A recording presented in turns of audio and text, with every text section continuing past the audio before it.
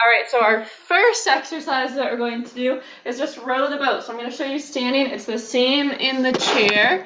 So you can do it with no weights, one weight, or two weights. So I'll show you all. The first one with no weight, you go all the way out, all the way back. Make sure you squeeze those shoulders as you go back, all the way out, all the way back.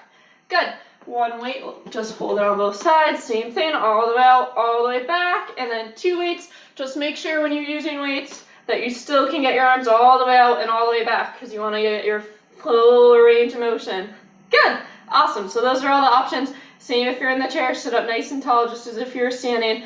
Next one, we're going to have our arms out in front and kick. So I'll show you in the chair too. And you can do weights for this one, but if you're standing, try it without to start because it's just going to work your balance a little bit. So make sure you have space between your feet, especially if you're standing. Head up, chest up. We're going to try to keep our arms locked out the whole time.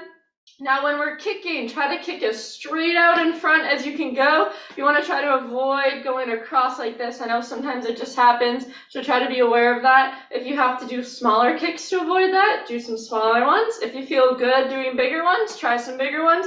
Just make sure to not lean back to try to get a bigger kick. You want to keep your ribs nice and tucked under, push your butt out.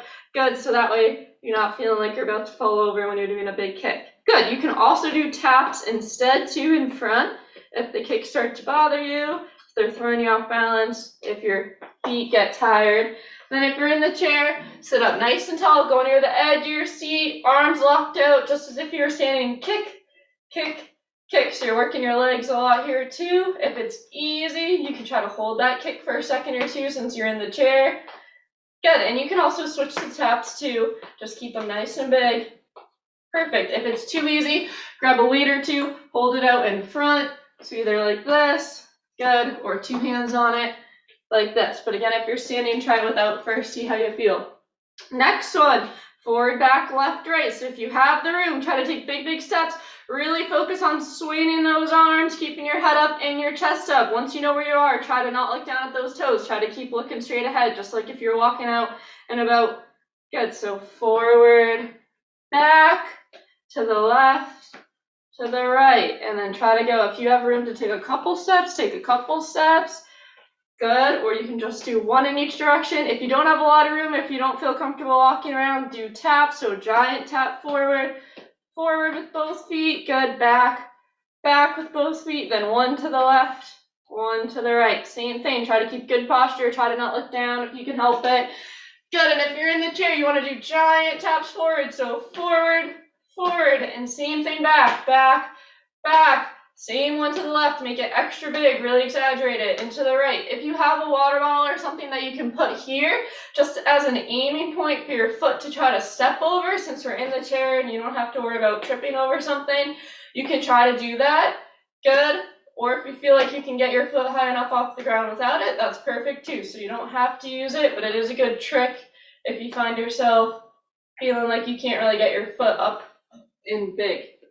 Our last one, opposite elbow, opposite knee. So if you're standing, it's going to work your balance. Try it without weights first. Keep your head up, chest up. Try not to round your back. I know it's tempting to try to round your back to get your elbow and your knee to touch. They don't need to touch. It's just an aiming point going here to here. So keep everything up nice and tall, shoulders back, good, head up, chest up. And you're going to do opposite elbow towards your opposite knee, kind of like you're doing a crunch. And take your time. Good, especially if you're standing. If it gets to be too easy, you can always go a little quicker, but start off a little slower. And if you're in the chair, same thing. Have really good posture. Try not to round that back. Good, try to look up. Good. And if it's too easy in the chair, go a little quicker, or you can add those hand weights into your hands too. All right, so lots of options. Our first one, we're gonna start. So here we